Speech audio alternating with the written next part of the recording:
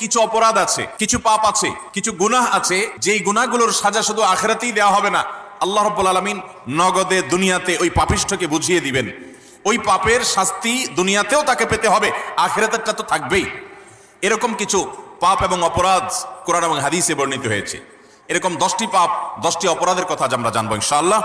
এর ভিতরে সর্বপ্রথম, যেই অপরাধ করার শাস্তি শুধু আখিরাতে দেওয়া হবে না, আখিরাতের শাস্তি তো দেওয়া হবেই, দুনিয়াতেই আল্লাহ তাআলা ওই অপরাধীকে এই অপরাধের শাস্তি দিবেন, দিয়ে ছাড়বেন।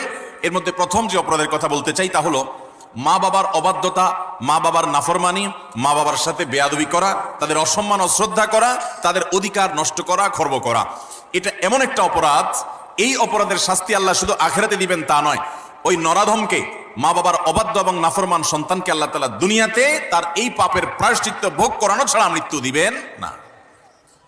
এ বিষয়ে মুস্তাদরাক হাকিমের বর্ণিত একটি হাদিস আছে। নবী আলাইহিস সালাম বলেছেন, বাবানি মুআজ্জালানি উকুবাতুহুমা ফিদ দুনিয়া আল বাগয়ু ওয়া উকুকুল ওয়ালিদাইন। মা বাবার নাফরমানি এর শাস্তি দুনিয়াতে নগদ দেওয়া হবে, আখিরাতটা তো আছেই। সেটা কখনো কখনো হতে পারে তার অবাধ্য সন্তানকে দিয়ে তাকে আল্লাহ তাআলা শাস্তি দিবেন, সেটা যেমন হতে পারে।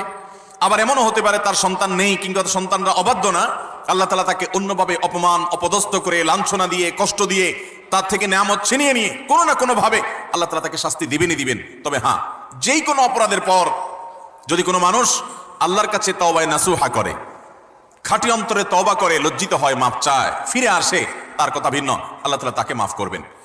কারোর যদি বাবা মা দুনিয়াতে বেঁচে থাকেন আর বাবা মার প্রতি তার কখনো অশ্রদ্ধা হয়, অসম্মান হয়, বেয়াদবি হয়, তাহলে সেটার প্রায়শ্চিত্ত হলো বাবা মার কাছে মাফ চাওয়া, চোখের পানি ফেলে দিয়ে।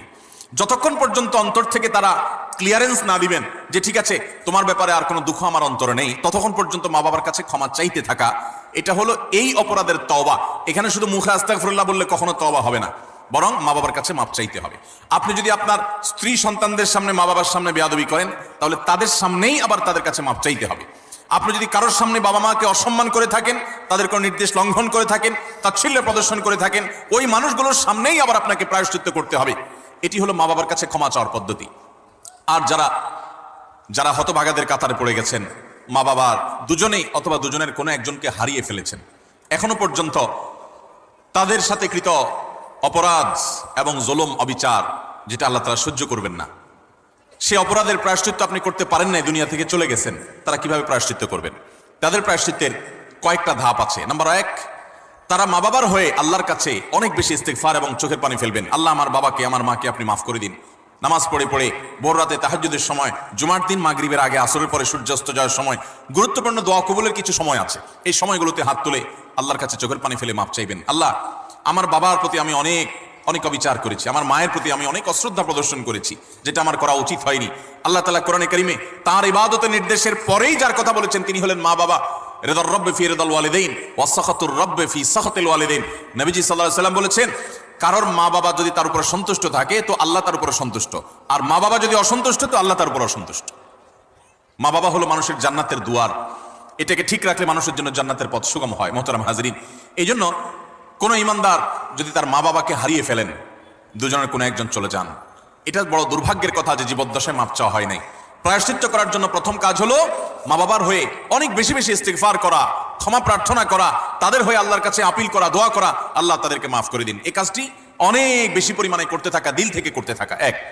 দ্বিতীয়ত যে কাজটা করতে হবে তা হলো, সহিহ মুসলিম বর্ণিত একটা হাদিস থেকে আমরা জানতে পারি, নবী আলাইহিস সালাম বলেছেন, কোন ব্যক্তি তার বাবা মার প্রতি বাধ্যগত হওয়ার, তাদের অনুগত হওয়ার, তাদের প্রতি সদাচরণ করার একটা গুরুত্বপূর্ণ পার্ট এবং অংশ হলো মা বাবার অগোচরে কিংবা তাদের উপস্থিতিতে তাদের যে বন্ধু বান্ধব আছেন, তারা যাদের সাথে উঠা বসা করতেন, তাদের সহপাঠী যারা ছিলেন, সেই মানুষগুলোকে বাবা মার মতো সম্মান করা। ধরুন আপনার বাবা দুনিয়া থেকে চলে গেছেন, বাবার বন্ধু কারা ছিলেন, বাবার সহচর কারা ছিলেন, বাবার একান্ত কাছের কারা ছিলেন।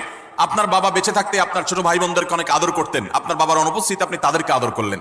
আপনার বাবা বেঁচে থাকতে তার নাতি নাতনিদেরকে অনেক কেয়ার করতেন, তিনি নাই, আজকে আপনি তার হয়ে সেই কাজটা করলেন। আপনার বাবা বেঁচে থাকলে তার বন্ধু বান্ধবদের সম্মান করতেন, স্নেহ করতেন, ভালোবাসা দিতেন, দাওয়াত দিয়ে খাওয়াতেন, আপনি তার অগোচরে সেই কাজটা করলেন। এভাবে আপনার বাবা মা দুনিয়া থেকে চলে যাওয়ার পরও তাদের পক্ষ থেকে এই কাজগুলো করার মাধ্যমে আপনি বিররুল ওয়ালিদাইন বা মা বাবার প্রতি সদাচরণের কাজটা আঞ্জাম দিতে পারবেন। আল্লাহ তাআলা আমাদের সবাইকে মা বাবার সদাচরণকারী, মা বাবার অনুগত সন্তান হওয়ার তৌফিক দান করেন। নবী আলাইহিস সালাম বিভিন্ন নবী রাসূলগণ কোরআনে কারিমে তাদের বিবরণ এসেছে, তাদের সম্পর্কে আল্লাহ রাব্বুল আলামিন এই সার্টিফিকেট দিয়েছেন। তারা কখনো কখনো আল্লাহর কাছে দোয়া করেছেন যেন তারা মা বাবার প্রতি সদাচরণকারী হন। এটা খুব সহজ বিষয় না। অনেক বদমেজাজ সন্তান আছে, অনেক কুলাঙ্গার সন্তান আছে যে বাবা মার প্রতি তারা অশ্রদ্ধা প্রদর্শন করে। বাবা মা ত্রুটি করতে পারে, বিচ্ছুতি করতে পারে, তারা যদি অন্যায় করে সন্তানের প্রতি তাদেরও বিচার হবে, কিন্তু সন্তান হিসেবে আপনার চেষ্টা থাকবে বাবা মার সামনে কখনো অশ্রদ্ধা হয়, অসম্মান হয় এমন কোনো কাজ না করা। আব্দুল ইবনে আব্বাস রাদিয়াল্লাহু তাআলা বলেছেন, তুমি তোমার বাবা মায়ের সামনে যদি জামা ঝাড়া দাও, কাপড় ঝাড়া দাও, ধুলাবালি সরাও, বাবা মার সামনে এই কাপড় নাটা, এটাও বাবা মার সামনে বেয়াদবির শামিল। আল্লাহর জমিনে কারোর সামনে যদি তুমি সবচেয়ে বেশি কাছুমুছু করতে হয়, সে হলো তোমার বাবা মা। তোমার সবচেয়ে বেশি বিনয়ের হকদার যদি কেউ থাকে আল্লাহর জমিনে, তিনি হলেন তোমার বাবা মা। যার কথা তুমি অন্ধের মতো মানবে, কোরআন হাদিসের খেলাফ না হলে, তিনি হলেন তোমার বাবা মা। এই জায়গাটা আর কারোর জন্য হতে পারে না। অথচ আজকাল বেশিরভাগ যুবক, বেশিরভাগ কিশোরদেরকে দেখবেন যে আল্লাহর জমিনে যার চাইতে সবচেয়ে বেশি, যার সঙ্গে সবচেয়ে বেশি ঝাড়ি মেরে কথা বলা যায়, তারা মনে করে তিনি হলেন কে? মা। সবচেয়ে বেশি ঝাড়ি যাকে দিয়ে আমাদের আজকাল কিশোররা, যুবকরা কথা বলে, তিনি হলেন কে? হতভাগা মা। আল্লাহ রাব্বুল আলামিন আমাদেরকে মানুষ হওয়ার তৌফিক দান করুন, মুসলমান হওয়ার তৌফিক দান করুন। মা বাবার মর্ম ততক্ষণ পর্যন্ত মানুষ বোঝে না যতক্ষণ পর্যন্ত সে বাবা মা না হয়েছে। আল্লাহ তাআলা আমাদেরকে বাবা মার কদর করার তৌফিক দান করুন। তাহলে 1 নম্বরের অপরাধ পেলাম আমরা, বাবা মার প্রতি যদি কেউ অবজ্ঞা করে, অশ্রদ্ধা করে, অসম্মান করে, তাদের কথা না মেনে চলে, লঙ্ঘন করে, তারা কোনো অন্যায় কথা বললে সেটা মানা যাবে না, ন্যায়সঙ্গত কথা বললে সেটা মানতে হবে। এই ক্ষেত্রে যদি কেউ ত্রুটি করে, বিচ্যুতি করে, বাবা মার অবাধ্য হয়, তার এই শাস্তি আল্লাহ শুধু আখিরাতেই দিবেন তা নয়, দুনিয়াতে তাকে এর জন্য প্রায়শ্চিত্ত ভোগ করতে হবে।